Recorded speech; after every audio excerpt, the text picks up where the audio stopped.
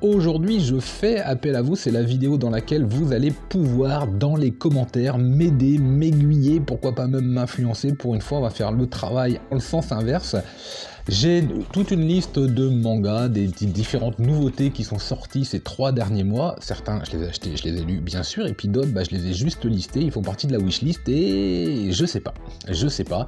Donc si vous les avez lus, si vous les avez achetés, si vous avez quelque chose à dire, dans les commentaires, cette vidéo va être faite pour ça. Yo, salut à toutes, salut à tous, c'est Authentique, j'espère que vous allez bien, bon appétit, bon week-end, on se retrouve là vendredi midi, prêt à passer un excellent moment, j'espère.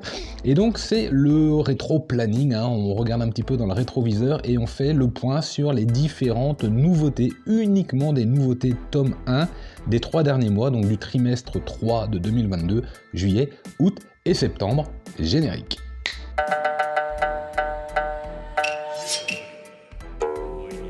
Alors du coup, vous vous en doutez, cette vidéo va être réalisée en 3 parties. À l'intérieur de chacune de ces parties, donc juillet, août et septembre, on aura différentes catégories. Vous aurez les lectures que j'ai vraiment pas aimées ou les mangas finalement que j'ai décidé de mettre de côté.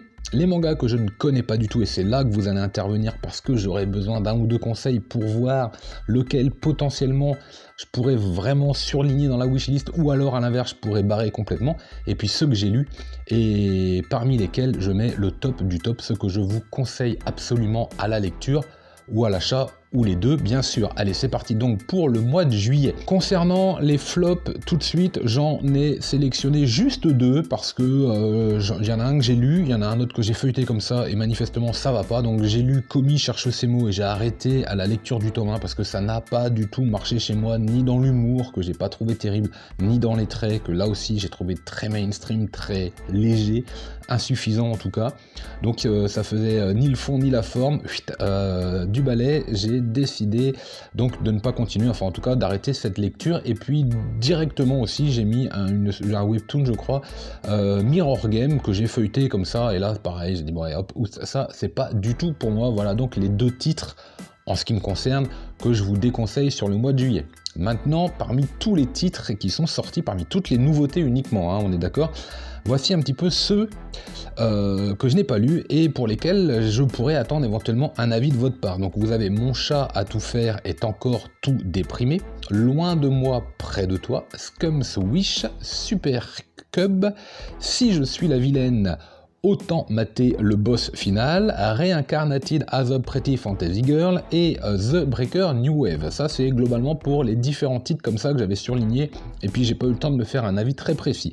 Et puis il y en a 2 vraiment qui m'interpellent, qui m'intéressent pas mal. Donc vous avez The 5 Star Stories, là si vraiment vous avez quelque chose à dire sur ce mois-là, alors allez-y parce que celui-ci, il me plaît pas mal, sauf que je crois qu'il y a beaucoup de tomes et que c'est assez cher, donc c'est ce qui me freine.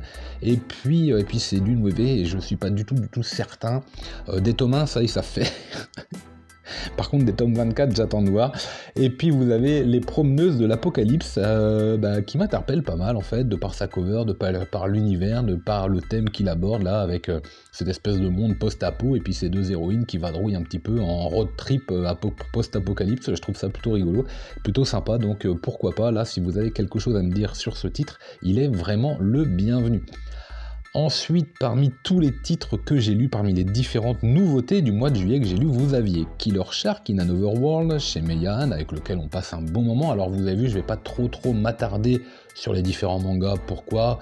Vous le savez, vous avez les mangas voraces, et franchement, si vous savez pas ce que c'est le manga vorace, là, je pense que vous le faites exprès, ou vous venez d'arriver par erreur.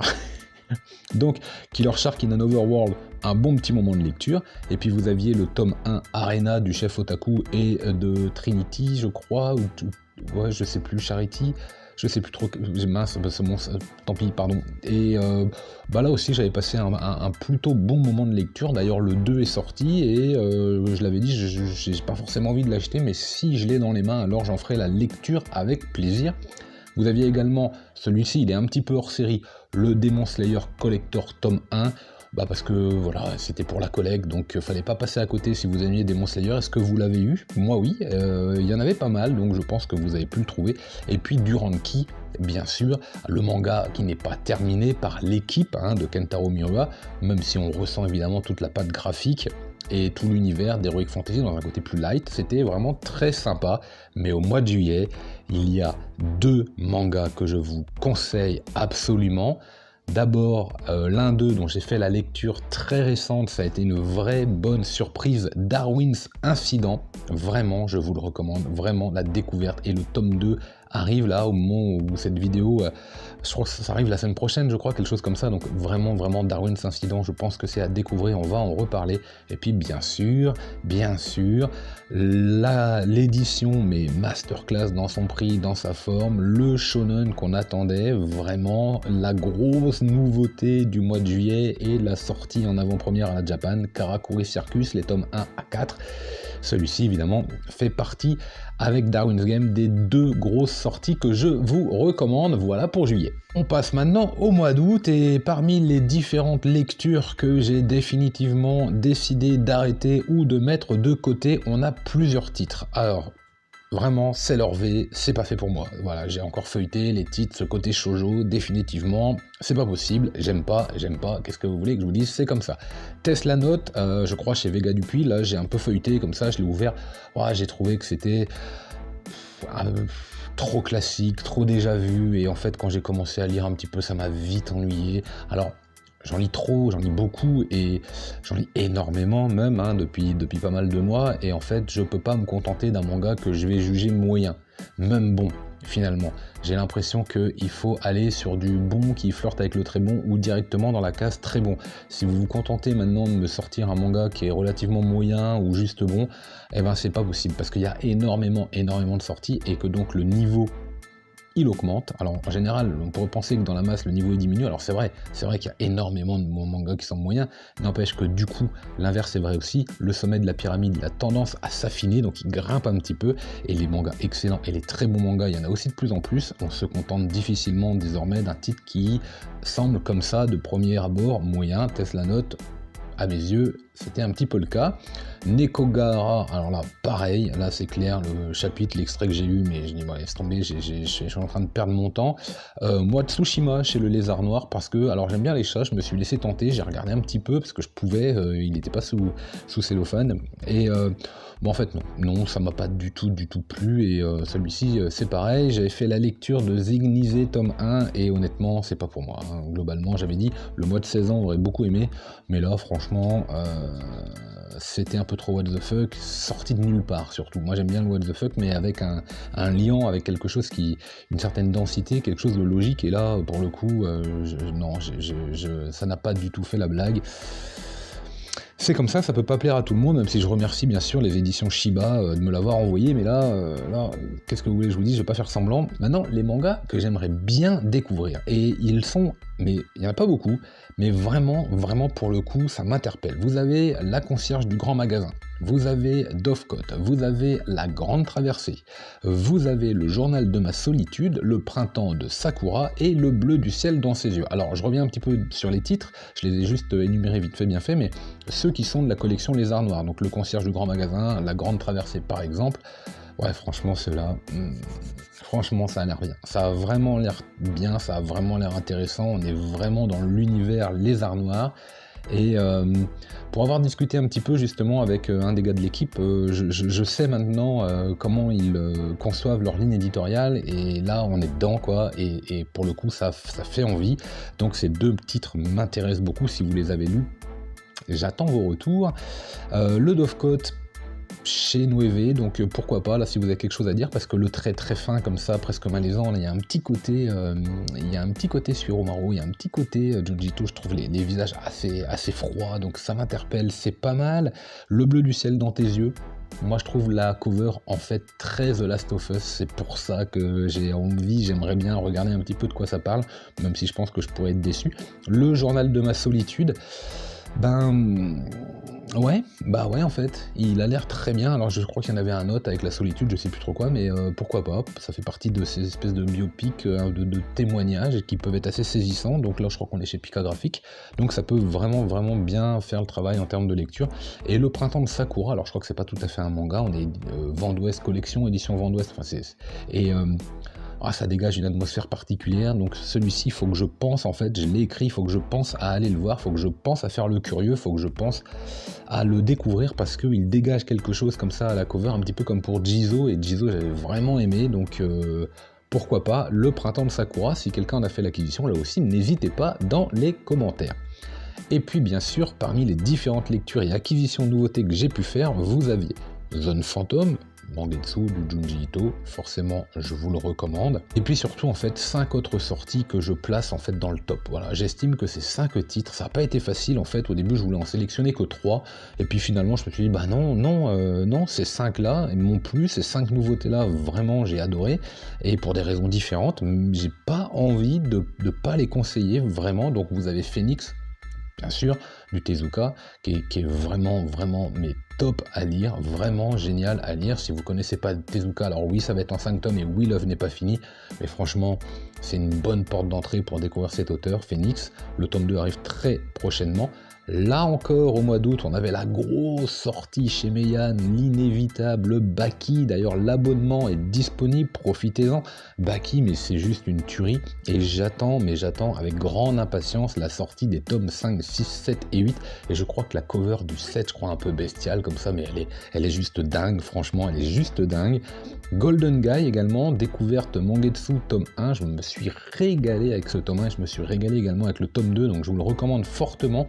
Milieu des Yakuza, un petit peu de chasse au trésor, même si pour l'instant c'est très en parallèle, et règlement de compte, vengeance, c'est très frais, très dense, très bien dessiné et très bien synthétisé dans la narration, on comprend tout, c'est très bon. Du thriller un petit peu fantastique chez Akata qui sera en 2 tomes, et le tome 1 était vraiment pertinent, très bon. Mon mari dort dans le congélateur, donc j'attends impatiemment de mettre la main sur le second qui d'ailleurs je crois est sorti, donc je vais en faire la lecture très prochainement. Je ne l'ai pas encore acquis, mais c'est clair et net que celui-ci je vais le lire très rapidement. Et puis alors, en 3 tomes, le Slice of Life, dans lequel il ne se passe absolument rien, et étrangement, on en redemande. Un gros manga, mais d'une simplicité et d'une atmosphère géniale. Là aussi, je le mets dans les tops du mois d'août, donc ce sont les 5 mangas que je recommande, un mois d'août qui était vraiment riche, vraiment sympathique. Mois de septembre. Alors le mois de septembre, c'est la rentrée, et je me suis dit il va y avoir plein de sorties, et finalement quand j'ai un peu fait le listing comme ça, quand je suis revenu sur les différentes sorties, pas tant que ça. Alors parmi les gros flops, Dynamic Heroes, parce que je me suis rendu compte en fait que c'était un gros mélange de tout et de n'importe quoi chez Isan Manga là. Alors un beau manga, il y en a plein, je pense qu'ils ont mis le paquet. Il y en a toujours plein, je suis pas sûr que ça se vende des masses, et honnêtement, Dynamic Heroes, ça me parle pas du tout en fait. Ça ne me parle pas du tout, donc je le mets de côté. La Pomme Prisonnière, donc vous savez que je l'ai lu et qu'il est quasiment à la dernière place du top manga vorace du mois de septembre, donc celui-ci, je le mets de côté parce que moi j'étais pas du tout en accord, ce sentiment d'être piégé et par Noévé et par l'auteur dans son contenu, donc je le mets de côté. Wild Police Stories, qui est en 2 tomes, qui est dans l'univers de Détective Conan par l'auteur, mais bon, j'ai l'impression qu'on utilise quand même le fait que le tome 100 de Détective Conan arrivait pour pouvoir glisser comme ça en parallèle ce manga qui... pas top. Alors oui, les plus fans vont aimer, ça c'est sûr que moi aussi je serai archi fan de Détective Conan, j'irai vers ce titre supplémentaire pour en avoir un peu plus sur l'univers, je le fais sur d'autres mangas, mais là ça m'a pas non, ça me parle pas, donc non, voilà, ça c'était pour les différents titres que j'ai définitivement mis de côté ou que je n'ai pas du tout aimé à la lecture. Maintenant, parmi les titres, j'ai pas encore eu le temps de savoir, j'ai pas encore eu le temps de m'y intéresser, et j'attends vos retours. Vous avez The Sound of My Soul, donc un manga sur la musique, et celui-ci, pourquoi pas, parce que les mangas sur la musique, étonnamment, sont toujours une réussite, je trouve, alors que c'est pas si facile. Vous avez Aquatuju Ayumu, alors on a beaucoup de titres comme ça en ce moment, quand Takagi Mutakin, Ne me chauffe pas trop, Nogatoro, quelque chose comme ça, là, ça, Aquatuju Ayumu, j'ai l'impression qu'on est dans la même veine.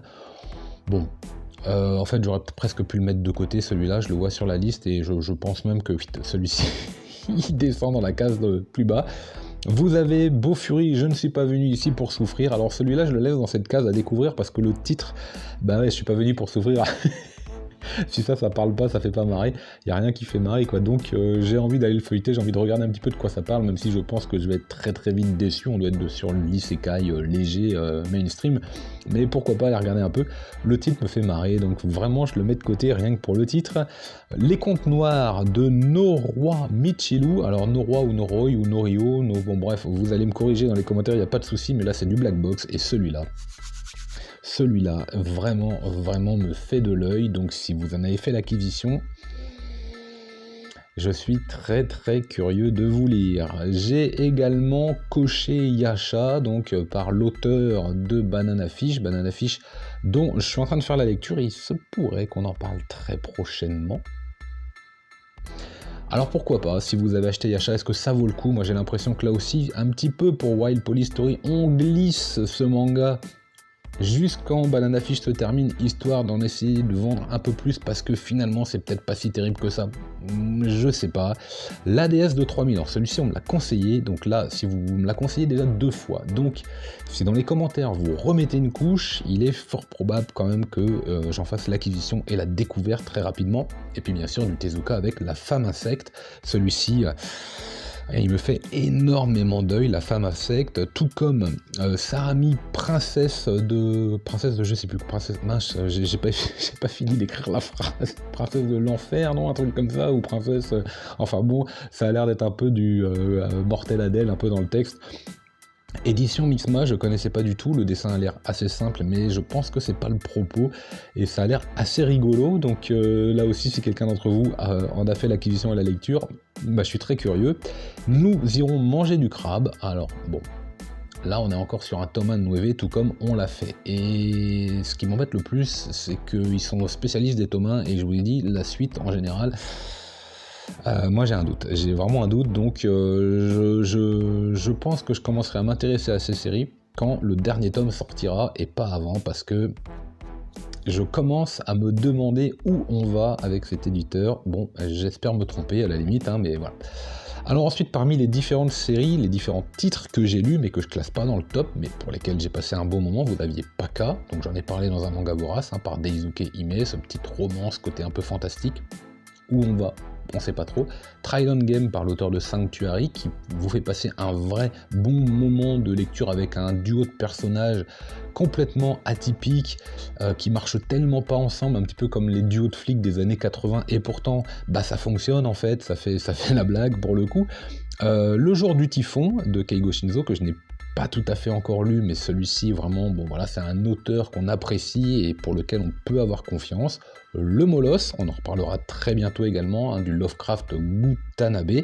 Et puis si je devais vraiment en garder dans un top, vous les conseiller absolument à la découverte, à la lecture, il y a 5 titres, bien sûr le Saint Seiya Time Odyssey, parce que ça vaut le coup quand même de redécouvrir Saint Seiya, et si vous êtes des années 80, je pense qu'on peut difficilement passer à côté, au moins faire le curieux.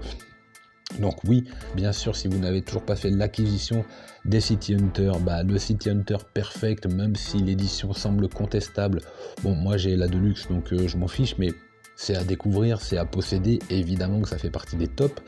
Le manga Box par l'auteur de Chihiro et Shimiko, je crois, oui Miko, dont je suis en train de faire la lecture et qui me surprend parce que c'est un manga assez récent, mais avec un style tellement rétro, un petit côté horreur fantastique comme ça, c'est pas mal du tout, franchement, je vous conseille, on est chez le Lézard Noir, je crois que ce sera en 3 tomes, et vraiment, vraiment, c'est pas mal.